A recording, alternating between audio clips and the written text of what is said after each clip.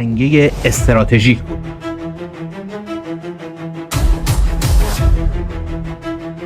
بار گیرینوف، MGC لحظه‌ای خاموش نمی‌شد.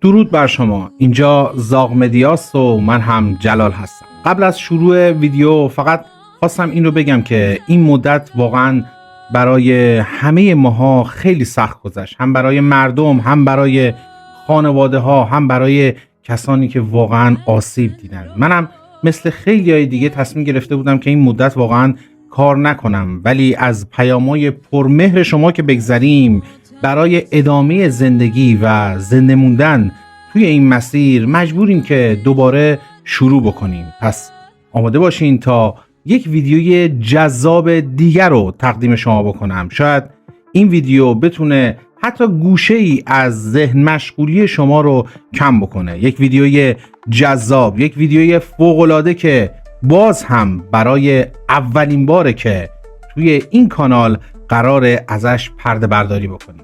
با من همراه باشین. ولی اگر تا پایان ویدیو همراه من بودید حتما نظرات خودتون رو برای من بنویسین، چون خیلی برای من این موضوع اهمیت داره. ولی اگر هم جزء کسانی هستین که تازه دارین کانال زاغ مدیا رو دنبال میکنید، اون رو سابسکرایب بکنین، دکمه زنگوله رو هم بزنین تا از ویدیوها و محتواهای آینده ما با خبر بشید.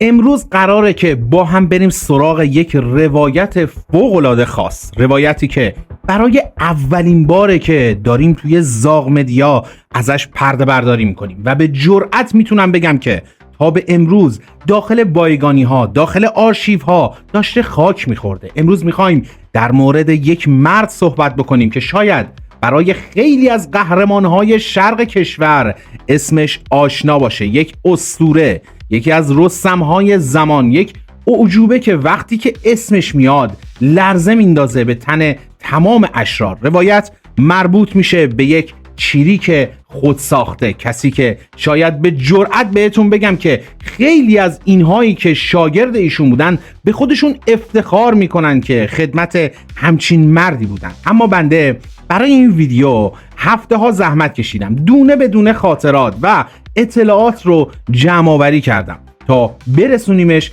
دست شما. اما این ویدیو یک نکته خیلی مهم داره. این بار این ویدیو با همه ویدیوهای قبلی زاغ مدیا فرق داره، چون برای این محتوا تونستیم مدارک محکم پیدا بکنیم، از تصاویر گرفته تا ویدیوی عملیات، یعنی تصاویری که از همون روز عملیات ضبط شده. مطمئن باشین همچین داستانی رو تا به حال هیچ جا نشنیدید و اگر با من تا آخر ویدیو همراه بمونید میخکوب میشید. این روایت از زبان یکی از افسران ژاندارمری اون موقع و یکی از قهرمانهای میهن برای شما بیان میشه که توی همین عملیات فرمانده میدان بودن، البته از سمت ژاندارمری.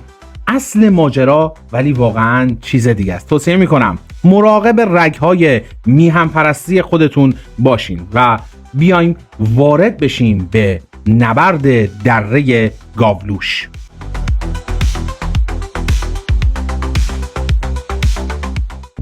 ایشون روایتشون رو اینطور شروع میکنن، میگن که این موضوع مربوط میشه به سال 75. یک روز صبح که من داخل فرماندهی مشغول کار بودم، از دفتر فرماندهی مقر یه سرباز اومد و گفت فرمانده با شما کار داره. گفتم بهش الان کجاست؟ گفتش داخل اتاق عملیات و منتظره که شما برید اونجا. سریع رفتم اتاق عملیات. اول رفتم یه احترام گذاشتم و بعد فرمانده شروع کرد به صحبت کردن. گفت یه سری اطلاعات محرمانه به دستمون رسیده که خبر از تحرکات اشرار میده.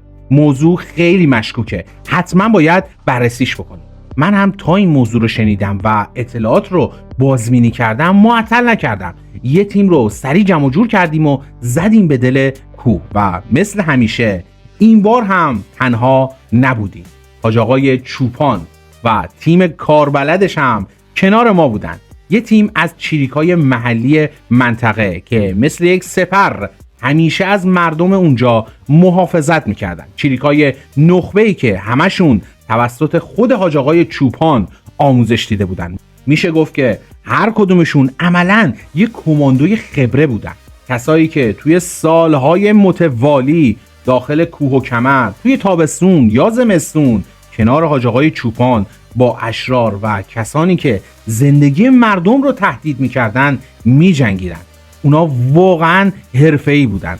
وقتی که ما از ژاندارمری میرفتیم پیش حاجی، هممون گوش به فرمان حاجی بودیم. عملاً هم نیروهای خودش و هم ما رو فرماندهی میکرد. یه جورایی حاجی توی تمام مأموریت‌ها مثل دست برتر ما عمل میکرد. اما این یکی واقعاً فرق داشت. با نقشه‌های قبلی و تاکتیک‌های خاص نظامی خودمون رو رسوندیم به منطقه. جایی که رفته بودیم یه جای معمولی نبود، یه تنگه استراتژیک بود، یه جور چهارراه تو دل کوهستان. بذارید دقیق تر بگم، این نقطه یه گلوگاه بود. اشرار از هر راهی که از افغانستان می اومدن نهایتاً باید از همین چهارراه رد می شدن. اینجا محل قرارشون بود، محل ترددشون بود. خلاصه بگم هر کی میخواست رد بشه باید از زیر نگاه ما رد میشد. رسیدیم و مستقر شدیم. 24 ساعت اول فقط کارمون پایش بود. با چشم مسلح، یعنی با دوربینای قوی و وجب به وجب خاک رو چک میکردیم. یه هفته طول کشید. حدود 6 تا 7 شبانه روز اون بالا توی سرما و گرما ما گذرون کردیم. تیممون کامل بود. برادرای حاج آقا بودن، پسرش حسن آقای چوپان هم بود و یه نفر دیگه که حکم برگ برنده رو برامون داشت همراهمون بود، ولی محمد تیموری.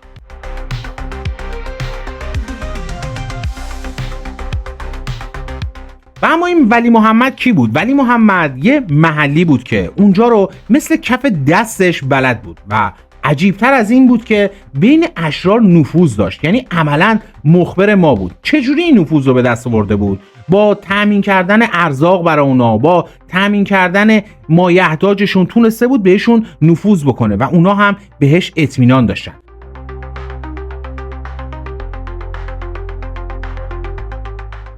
توی اون چند روزی که اون بالا بودیم بیکار نشستیم. اونجا برای من که تازه اول راه بودم مثل یه دانشگاه بود. حاج آقای چوپان که از زمان پهلوی توی این درگیری‌ها تجربه داشت شروع کرد به یاد دادن ردزنی. با کمک ولی محمد رد اشرار رو میگرفتن. حاجی با اون تجربه عجیبش دقیقاً به همون میگفت که کجا کمین بزنیم، کدوم صخره رو پناه بگیریم که هم دید داشته باشیم و هم دیده نشیم. و ما اونجا فهمیدیم که تجربه شکست‌ها و پیروزی‌های قبلی چقدر مهمه. خلاصه که با توکل به خدا و نقش خونی‌های دقیق حاجی منتظر لحظه موعود موندیم. توی اون 6-7 روزی که توی کوه بودیم بالاخره آذوقمون ته کشید. جنگیدن با شکم گرسنه‌ام که نمیشه. قرعه به نام من و یکی دیگه از بچه‌ها افتاد. سوار موتورسیکلت شدیم و از دل تنگه کلاته گازشو گرفتیم و رفتیم سمت خاف تا جیره و خوراکی برداریم و برگردیم. مسیر خیلی سختی بود. از لابلای روستاهای اطراف مخصوصا حوالی چکنگور رد می شدیم تا برسیم به مقصد.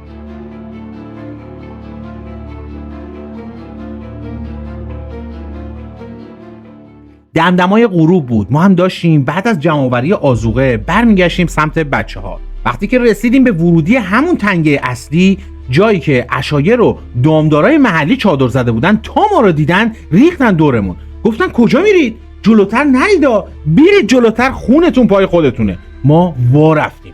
پرسیدم چی شده؟ گفتن همین 2-3 قدم جلوتر چند تا افغانی مسلح یا همون اشرار کمین کردن، منتظرن یکی رد بشه تا بزننش. نرید که میزننتون. مونده بودیم معطل، نه راه پس داشتیم نه راه پیش. خورشید داشت میرفت پشت کوه و هوا داشت گرگومیش میشد. یکی از اون محلی‌ها رو راهی کردیم، فرستادیمش جلو که بره به حاج آقا چوپان و بچه‌ها که کلاً 1 کیلومتر با ما فاصله داشتن خبر بده. گفتیم بهش بگو ما اینجا گیر افتادیم، فعلا منتظر نباشید، انگار که مسیر آلوده است. اما دل مگه تو دل آدم میمونه؟ نمیدونستیم که اون بنده خدا میرسه یا نه، خبرها میده یا نه، اصلا اتفاقی براش میفته یا نه. خودش قبول کرده بود که این کارو برای ما انجام بده. واقعا حاجی اونجا خیلی معروف بود و همه اون رو میشناختن و همه میخواستن به یه نوعی به حاجی کمک بکنن. زمان داشت از دست میرفت. از یه طرف خطر اشرار بود، از یه طرف هم میدونستیم که بچه ها اون بالا گرسنن و چشم راه این جیره. حاج آقا و بقیه نیروها منتظر ما بودن.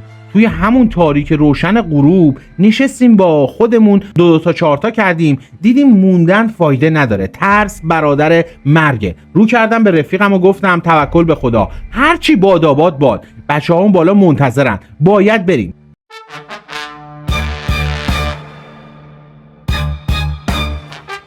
پامونو گذاشتیم روی هندل و صدای موتور توی کوه پیچید. یا علی گفتیم و رفتیم به دل مسیری که نمیدونستیم از کدوم صخره‌اش قرار تیر بیاد سمتمون. تو از میون صخره‌ها رد شدیم. چشمامون به هر جنبنده‌ای بود، اما از اون 2-3 نفری که میگفتن خبری نشد. شانس با ما یار بود، انگار اونا هم سرشون به کار خودشون گرم بود و رفته بودن. واقعیت اینه که قاچاقچی‌ها با گروه‌های تروریستی فرق دارن. قاچاقچی جماعت تا مجبور نشه با مأمور درگیر نمیشه. اونا دنبال معامله و رد کردن بارشون هستن، نه دنبال درگیری. 80% احتمال داشت که اگر ما رو هم میدیدن خودشون رو مخفی بکنن تا ما رد بشیم. اونا دنبال دردسر نمیگردن مگر اینکه دیگه واقعا راه فراری نداشته باشن. اما حساب اشرار پاکستانی جداست. اونا برعکس قاچاقچی‌ها دنبال شرارت و گروگانگیری هستن.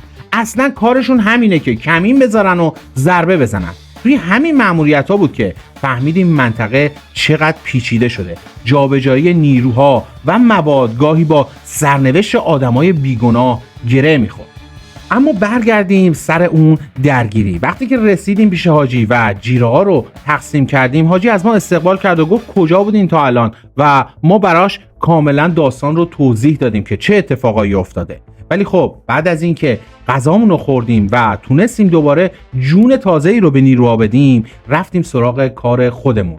ردزنی حاجی دوباره شروع شد. رفتیم تا رسیدیم به دره گاولوش. اونجا کمین کردیم و حاجی گفتش که طبق این چیزی که من میدونم اینا حتما از اینجا رد میشن و روز موعد فرا رسید. این اشراری که ما داریم در موردشون صحبت میکنیم بالاخره به دره گاولوش رسیدن و پایین دره زیر درختها و کنار صخره‌ها اونجا برای خودشون کنار آب نشستن تا تجدید قوا بکنن. حاجی طبق اطلاعاتی که ما بهش داده بودیم کاملا اونا رو شناسایی کرده بود. خودشون بودن، همون کسایی بودن که توی همون اطلاعات محرمانه در موردشون صحبت شده بود. دونه به دونه با دوربین از روی بلندی اونا رو شناسایی کرد و همونجا بود که درگیری شروع شد. ولی ما برگ برنده رو کردیم. یعنی چی؟ ارتفاع. تیم 16 نفره ما، 8 تا مأمور و 8 تا چریک راه بلد، تمام بلندی‌های اطراف دره رو در اختیار داشت. افغانی‌ها اون پایین وسط دره بین صخره‌ها و درخت‌ها گیر افتاده بودن. هرچی تلاش کردن که صعود کنن و از صخره‌ها بیان بالا نمیتونستن. اصلا راه فراری نداشتن. محاصره کامل بودن. اونا از پایین شلیک میکردن و ما از بالا مسلط بودیم. تیربار گیرینوف، MG30 لحظه‌ای خاموش نمی‌شد. حتی RPG 7 هم به کار گرفتیم و از اون بالا شروع کردیم به شلیک کردن تا اجازه تکون خوردن بهشون ندیم. بالاخره صدا خوابید. 5 تا جنازه از اشرار همون پایین دره موند. درگیری تموم شده بود، اما تازه امتحان اصلی شروع شده بود. اوایل بهار بود. آسمون که اون موقع شاهد شلیکای ما بود بالاخره بغضش ترکید. بارون تندی شروع شد که تا مغز استخونمون رو میسوزون. ما موندیم و یه شب بیپایان تو دل کوهستان. نه چادری داشتیم و نه سرپناهی. لباسامون خیس آب و توی سوز سرما امونمون داشت بریده میشد. هر کسی به یه صخره پناه می‌برد، لابلای بوته‌ها، زیر درخت‌ها برای خودش جونپناهی رو درست می‌کرد. اتاق عملیات ما شده بود زیر یه صحنه بزرگ. آتیشی درست کردیم که فقط از یخزدگی نجات پیدا بکنیم. اونقدر سرما فشار آورده بود که زمان نمیگذشت. مدام از حاجی میپرسیدم که ساعت چنده، که این شب صبح میشه تا آفتاب به ما بخوره و یکم گرم بشیم. حاج آقا هم با همون آرامش همیشگیش یه لبخند میزد و میگفت خدا کنه این شب زودتر صبح بشه. اون شب سخت‌ترین شبی بود که ما توی کوه‌ها گذروندیم. چشمامون به افق بود تا اولین اشعه‌های نور راه برگشت رو به ما نشون بده.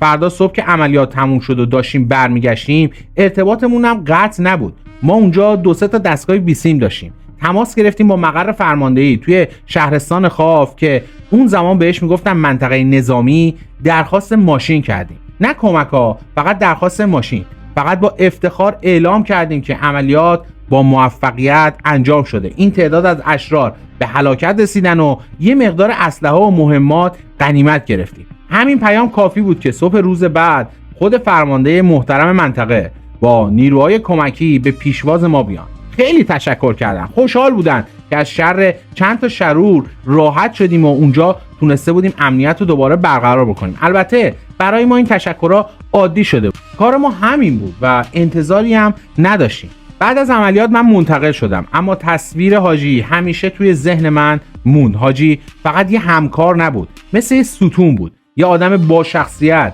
و با نفوذ که توی همه ادارات و ارگان‌ها برش داشت. کسی جرئت نمی‌کرد به خاطر همکاری با حاجی یا کارای من ما رو توبیخ بکنه یا سرزنشمون بکنه. نفوذش برای ما سپر بلا بود.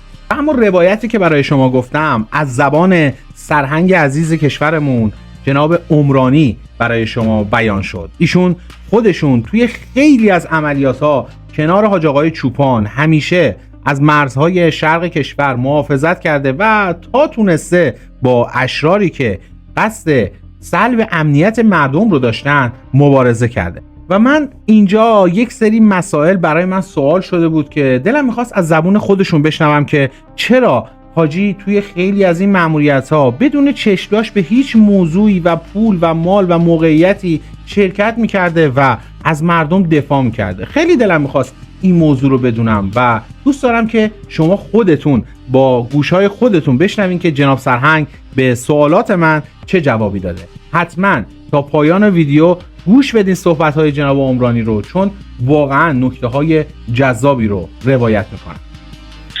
درگیری تمام شد و ما یک شب اونجا، شب بسیار سختی رو اونجا سپری کردیم.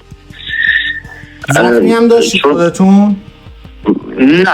نه ما درگیری که تمام شد، چون بهار بود دیگه، فصل بهار بود، اوایل فصل بهار بود، بارون شروع به باریدن گرفت. یه چیزی هم من بگم به شما، عملا شما دست بالاتر رو داشتید واسه اینا، چون نگهبان که زدید از بالای دره، وسط دره رو زدن، خب میشه دست بالاتر دیگه. اونا میخوان به بالا شلیک بکنن، براشون سخت‌تره دیگه. درست میگم؟ ما دست بالایی داشتیم. ما درگیری رو که شروع کردیم، درگیری مسلحانه رو، این افغانی‌ها دیگه نتونستن عکس العملی انجام بدن، مجبور بودن از همون پایین دره تیراندازی کنن، چون میخواستن بلندی ها رو بگیرن، ارتفاعات رو به دست بگیرن، چون بچه های ما بودن دیگه. نیروها همه تو ارتفاعات مستقر بودن. جایی هم داشتن اون پایین سنگر بگیرن؟ بله، جای سنگر، قلب سنگای زیاد بسیار بزرگی بود اونجا، صخره‌های بزرگی، همون درخت‌ها خودشون خیلی کمک میکرد بهشون. درگیری ما مشکل بود. از 4 طرف مثلا اینا مثلا نشه از پشتم، یعنی پشت چیزی پناه بگیرن، یعنی مثلا یکی بره مثلا 1 کیلومتر اونورتر تا مثلا پشت اینا رو مسلط باشه، نمیشد؟ نه نمیشد دیگه. اینا در محاصره کامل قرار گرفته بودن. راه در رو نبوده، راه در رو نداشتن. اینا در محاصره کامل قرار گرفته بودن و مجبور بودن که دیگه همونجا اقدام متقابل انجام بدن که نتونستن دیگه. تیراندازی هم زیاد کردن به سمت بچه‌ها. بالاخره اگه بیرونم میخواستن بیان خب همون بالا میزدید شما دیگه، فرار نمیتونید. بله نمیتونستن بیان، چون عرض کردم ارتفاعات و بلندی ها رو نیروها در اختیار داشتن. بله. نمیتونستن. از جایی گفتم براتون که بارون گرفت. بارون آمد و همه ما رو خیس کرد. اینا رو که کشته بودیم، 5 نفر رو کشته بودیم، همونجا جنازه هاشون بود ولی بود. ما که بارون گرفت و ما رو خیس کرد، شب بسیار سردی هم بود. ما با حاجی آقا یک جایی برای خودمون درست کرده بودیم، یه آتیشی روشن کردیم. سلاحاتون چی بود اونجا؟ سلاحاتون کلاش بود؟ سلاحامون کلاش بود، تیربار بود، آرپیجی بود، آرپیجی 7 داشتیم. تیربار گرینوف بود اون زمان، تیربار MG3 بود که دیگه از رده خارج شد، کم کم جمعش کردن. اونجا چی داشتیم؟ اونجا گرینوف داشتیم؟ بله گرینوف داشتیم، 2 تا تیربار، یه تیربار گرینوف داشتیم، یه تیربار MG3. حساب پیش بینی میکردیم که مثلا با یه گروهی برخورد خواهیم کرد که از ما بیشتر باشه تعدادشون. جان 2 نفر شما مأمور بودیم، با همکارتون مابقی چریک بودن؟ نه مأمور 7-8 تا مأمور بودیم، 7 تا 8 تا هم شریک بودن. بله. اونجا دیگه اون شب و تا صبح به سختی صبح کردیم. یعنی جوری بود که از حاجی آقای چوپان سوال کردم که حاجی آقا این ساعت چنده، چجوریه که صبح میشه که آفتاب بخوره به ما که گرم بشیم؟ حاجی آقا اونجا به خنده گفت گمان نکنم که امشب صبح بشه. بس که شب سختی بود و سرد بود و سرما بود. کجا پناه گرفتین؟ مثلا جایی درست کردین؟ چادری؟ نمیدونم. نه چادر نه، همینجور تو کوه یه جایی پیدا میکردیم، یک زیر صخره، زیر لای درختای جایی رو درست میکردیم با بوته ها و اینا درست میکردیم، یک جان پناهی که حداقل از سرما تا حدودی بتونیم خودمون رو در مقابل سرما نگهداری کنیم. این بود که این کل ماجرایی بود که من برای شما توضیح دادم. جاسم بله. رابطتون من اینجوری که میدونم با حاجی خیلی نزدیک بوده، درسته؟ بله. توصیف میکنه خودمونی به من بگین حاجی چجور آدمی بود؟ حاجی از چه نظر؟ از نظر انسان بود، هم از نظر وارد بودن، هم از نظر اخلاقیات. از نظر اخلاقیات بسیار عالی، انسان با شرفی بود، با وجدان بود. یعنی دید وسیع نسبت به مسائل اون زمان داشت که نمیگفت که برای کسی گرفتاری باید درست بشه. اصلا با اینجور کارا مخالف بود که نباید الکی یک کسی رو تو هچل بندازی. از نظر مهمان نوازی بسیار عالی بود حاجی آقا. باور کنید زمانی که ایشون فوت کردن من احساس کردم که پدر خودم رو از دست دادم. اینجوری آدم، اینجوری رفیق بود برام. ایشون هم منو خیلی دوست داشت. بله میدونم، تعریفش رو شنیدم. بله ایشون من چیزی که میدونم اینه که هر جایی میخواست مأموریت بره یا هر جایی بهش، هر ارگانی بهش، اینجوری به من گفتن، هر ارگانی بهش حالا درخواست میداد یا چیزی بهش میگفت یا هر اتفاقی میافتاد، فقط میگفته که عرضم خدمتتون که شما باید همراهش باشین. یعنی بله، تو حتی بوده که تو مرخصی من بودم که حاجی برنامه عملیاتی داشتن، هماهنگ میکردن که ما از مرخصی میبردن با خودشون همراهشون با مأموریت همراهشون. یه بار مثلا برای کارای اینا رو دارم برای خودم میپرسم یعنی برای اینکه میخوام شخصیت حاجی رو توصیف کنم. میخوام ببینم بله. تا حالا شده بود یه بار مثلا برای عملیات یه 2-3 موردشو میدونم ولی شما رو میخوام بدونم که برای حاجی جواب پس داده باشین، که مثلا توبیخ شده باشین که مثلا چرا این کشته شد، چرا اون اینجا این اتفاق افتاد، یا چرا، یا از این چرا توبیخی تا حالا داشتین برای حاجی؟ نه تا زمانی که حاجی بود ما یه دیگه بعدش باز منتقل جای دیگه شدیم. تا اون زمان که چون حاجی آدم بود، یک شخصیت بانفوذ بود تو همه ارگانا و همه اداره ها، نفوذ زیادی داشت، دوست و آشنا زیاد داشت. یعنی کسی نمیتونست که به خاطر حاجی یا من توبیخ کنم سرزنش، مثل حکم یک ستونی را داشته. نه جان شما اینو به من شهادت بدین، من این یه تیکره که الان حرف میزنید اینو من تو ویدیو میذارم.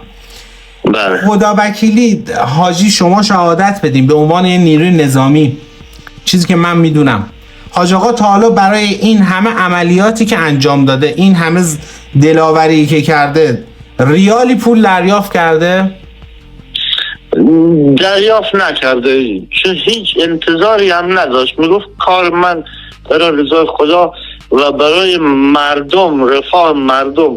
زیاد ناراحت بود از این قضیه که مثلا افغانی ها یک عده خارجی بیان تو ایران یک شرارت های انجام بدن، منطقه رو برای مردم ناامن کنن و برن بدین شما بخنن. از این موضوع بسیار ناراحت بود و زجر میکشید که اینا نباید ما اجازه بدیم که اینا بیان تو کشور ما، تو منطقه ما بخوان جولان بدن یا کاری بکنن، مردم اذیت کنن. از این بابت خیلی ناراحت بود و براش مهم نبود که مسائل مالی، که چون حاج آقا از نظر مالی خوب بود و ازش الحمدلله داشت که به کسی محتاج نباشه، اندازه که محتاج کسی نباشه داشت و زیاد براش مهم نبود که ما پاداشی بگیریم از نظر مالی و اینا.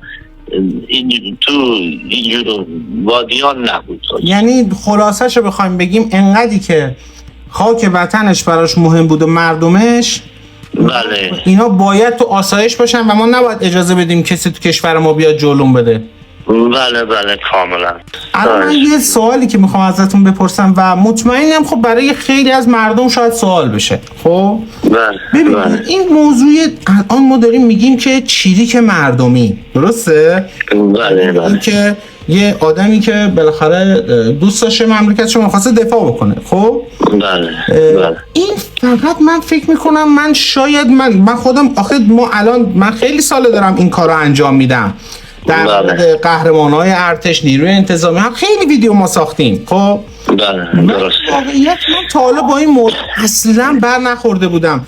یه همچین مورد چرا داخل جنگ که تا دلتون بخواد بوده، ولی این خارج از جنگ همچین چیزی باشه، چیریک محلی یا کسی که بخواد همچین کاری بکنه، این میخوام ببینم فقط توی اون محدوده، یعنی سمت حالا بگیم خراسان اینجوری بوده یا نه. این چون شما نظامی هستین و اطلاع داری میپرسم، این که ببینم جاهای دیگه کشور هم همچین چیزایی ما داشتیم که موارد ناامنی؟ نه موارد ناامنی نه، یعنی مثلا استفاده از چیریک محلی یا چیریک نظامی، چیریک مردمی که مثلا یه جا بخوان امنیت رو برقرار بکنن. تو کردستان من فکر میکنم موردایی داریم سمت مرز که مثلا اونجا یه سری پاسبونایی هستن، مردم خودشون بهشون پول میدن، یعنی مثلا به اینا پرداخت میکنن، شبا مثلا با سلاح توی من این مورد خودم به چشم دیدم که توی کجا بود خدایا، خسروی، توی خسروی بود من اونجا دیدم که یه سری مأمور پاسبون اونجا بودن، به اینا مردم پول میدادن خودشون ماهیانه، یه عددی میدادن، اینا شبا یه سلاح شکاری هم داشتن، یه دلولی یه بارون چیزی هم داشتن، توی شهر میچرخیدن که مثلا دزدی اتفاق چیز نیفته. ولی من اینشو ندیده بودم واقعیت. درسته. نگاه کنید این که شما فرمایید در تمام جا به اشکال مختلف، یعنی قبلا به اینه که شما فرمودین تو شهرها میگفتن شبگرد از همون مردم انتخاب میشدن، یک پولی هم بازاریا بهشون میدادن که اینا تو محله شبا نگهبانی گشتی چیزی بدن که سرقتی چیزی نشه. بعد که اسمش تغییر کرد شد نگهبان محله و تو بسیاری از شهرستان ها این طرح اجرایی شد و جواب هم داد. تو کردستان ما بودیم، اونجا هم به این شریکای محلی میگفتن پیشمرگا بودن که اونا هم اسمش اونجا این بود و کار همین شریکای محلی رو انجام میدادن. تو سیستان بلوچستان هم ما بودیم، از مردم استفاده میکردیم.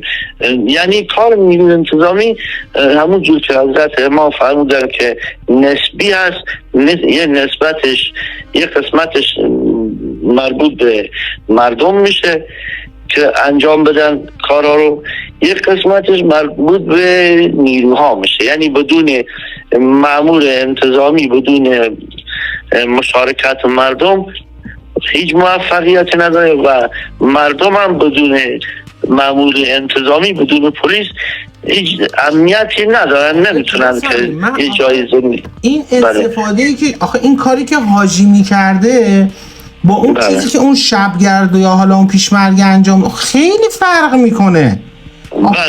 بله این کار یعنی یه عملیات نظامی، یعنی اینکه اصلا یه چیز عجیب غریب، این عملیات کماندویی دارید شما برای من تعریف میکنید. یعنی بله بسیار اصلا پیچیده است. بله از کماندویی هم یک چیزی بالاتر بود کارهایی که ما انجام دیگه. میگم آخه یه همچین چیزی جایی نشنیدم ندیدم اصلا. میخوام ببینم یعنی مثلا شما میگی سیستان بلوچستان یعنی شما اونجا هم نفری داشتین که مثلا اسلحه دستش بگیره با شما بیاد تو نبرد شرکت بکنه؟ داشتیم ولی خب به این چیز حجم کاری و این نفوذ حاجی یک آدم سرشناسی بود که تمام افغانستان میشناختنشون. یعنی یک هراسی از حاجی داشتن افغانی ها که خیلی با احتیاط تو منطقه خاف تردد میکردن که مبادا حاجی و دار دستش بهشون برخورد بکنن، کار بخوان عملیاتی انجام بدن، خیلی احتیاط میکردن. ما نیروهای اطلاعاتی عواملی که تو خود افغانی ها داشتیم از این بابت خیلی صحبت میکردن که ما جوری رفت آمد میکنیم که به حاجی برات چوپان برخورد نکنیم، چون دیگه اگر برخورد کنن کارشون با میدونن که کارشون با کرامت کارشون اینجوری شده بود. مثلا من حالا یه دونه‌شو میدونم که اون به پسر خودشون و حاج حسین و باباشون رو دزدیده بودن رفت آزاد کرد و اینو میدونم، ولی میخوام ببینم تا حالا شده بود مثلا خودش، یعنی اینکه بدون اینکه اصلا یعنی یهویی بشه پاشه یه دفعه مثلا دست داشتشو بگیره پاشن برن یه جا کاری انجام بدن بدون حضور نیروی پلیس؟ بوده، اتفاق افتاده. اینجور مواردی هم جوری بوده که اگر فورس ماژور مثلا یک موردی پیش می آمده که حالت واکنش سریع داشته باید انجام میدادن که تا وقتی که مثلا به نیرو خبر بدن یا مثلا هماهنگی بشه شاید دیر بشه، شاید کارشون انجام نشه، حالت فورس ماژور میرفتن کاری انجام میدادن. بله بوده این چیزایی. موقع تلفن بود دیگه، درسته؟ تلفن همراه نبود. نه همراه نه، تلفن بسیار، تلفن خانگی، تلفن ثابت زیاد نبود. اوایلی بود که نداشت که مثلا ارتباط بگیره با شما. بیسیم نبود، بیسیم تو دست مامورا بود و حاجی بیسیمی نداشت. تلفنم که اون زمان هنوز تازه مخابرات تو روستاها، شرکت مخابرات آمده بودن، مخابرات زده بودن تو روستاها، میرفت از تلفن مخابرات تو بعدن دیگه باز خانه ها رو منازل رو تلفن کشی کردن اینا. بعدن اون زمان از لحاظ امکانات خیلی محروم بودیم. ارتباط میگرفت حاجی اگه مثلا یه اتفاقی میافتاد چجوری میشه؟ مثلا نفر میفرستاد دنبال شما یا نمیدونم؟ بله نفر، تا زمانی که مخابرات نبود و اینا نفر میفرستاد دنبال ما، یا مثلا به نزدیکترین پاسگاه محل یک نفر میفرستاد که از اونجا اعلام کنن به ما که این مأموریتی هست، یا نفر مستقیم اگر موضوع زیاد خیلی حاد بود نفر مستقیم میفرستاد پیش ما که چنین برنامه، چنین مأموریتی، موردی فلان جا هست بیان که بریم. و بعدن که بیشتر موارد هم از طریق مخابرات صحبت میکرد. جان سرهنگ، میخوام بدونم که این طرح عملیات خب که حالا یه تعدادی اشرار اومدن و حالا دارن اونجا شرارت میکنن یا نه حالا هر چیزی، اینو به من میخوام. این از سمت شما بوده؟ یعنی مثلا شما اومدین به حاجی گفتین که همچین اتفاقی داره میفته باید بریم دنبالشون، یا نه حاجی اومده به شما گفته؟ طرح عملیات اینجوری بود که ما اون منطقه گاولوش از لحاظ سوگلجشی منطقه بسیار مهمی بود، یعنی محل عبور و مرور اشرار اونجا زیاد یک نقطه حساسی بود.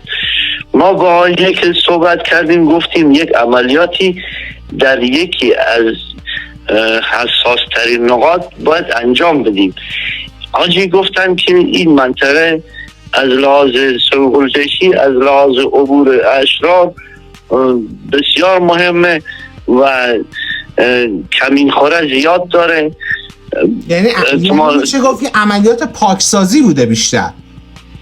نه پاکسازی یک مقوله ای است که ما بریم مثلا یک جای رو حالا به حالت خط دشتوان یا به حالت ستونی میریم یک جای رو یک دوری میزنیم پاکسازی انجام میدیم. این حالت عملیات بود.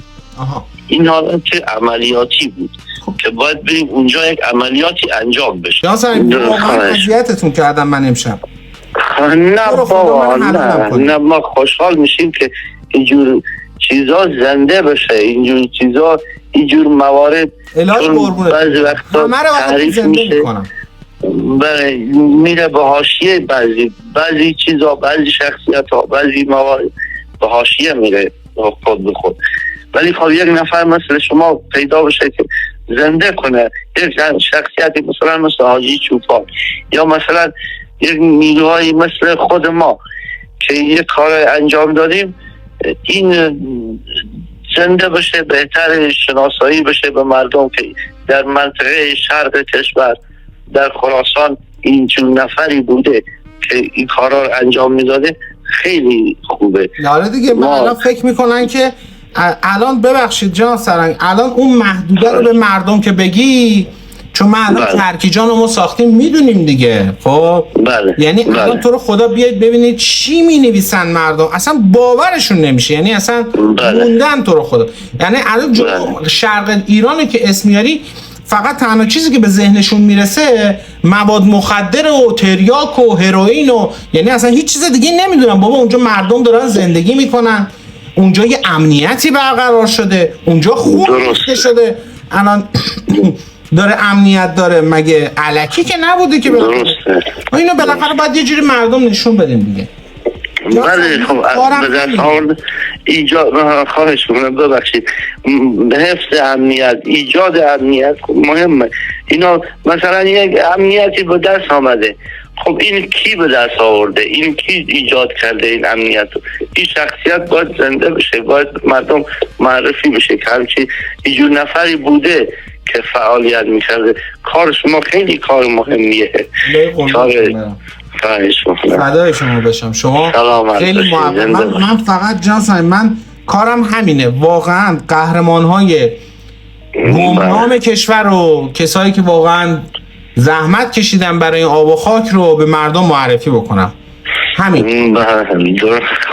واقعا کنید همین، این کار واقعا از روی عشق و علاقه ما شروع کردیم. امیدوارم که با این ویدیو من تونسته باشم نظر شما رو جلب کرده باشم و تونسته باشم از یک مرد بزرگ و یک مرد شریف برای شما صحبت کرده باشم. حاج آقای چوپان که حالا اونجا معروفه به حاج آقای چوپان و خیلی از عزیزان اونجا ایشون رو میشناسن، رو سرشون قسم میخورن، ایشون فوت شدن. اما پسران ایشون هنوزم که هنوزه داخل همون منطقه زندگی میکنن و یاد و خاطره پدر بزرگشون رو گرامی میدارن. البته ایشون روایت‌های دیگه هم داره، روایت‌های بسیار جذابی که این روایت یک گوشه کوچیک از عملیات‌های سخت و طاقت فرسایی رو که ایشون از سر گذروندن رو برای شما روایت کردن. ایشون خیلی عملیات‌های دیگر رو هم داشته، حتی از اسیر شدن پسرشون، حتی از اسیر شدن پدرشون، حتی حمله به خانواده ها، نجات دادن اسرا، نجات دادن کسایی که گروگان گرفته می شدن.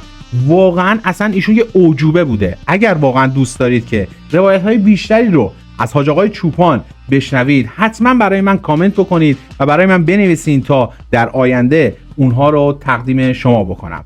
حتما ویدیوهای آینده ما رو هم ببینید، چون میخوایم دوباره از سرگرد نوروزی هم برای شما روایت‌های جذاب دیگه ای رو هم روایت بکنم تا بتونید لحظه به لحظه از اون لذت ببرید. اینجا زاغ مدیاست و من هم مخلص شما جلال هستم.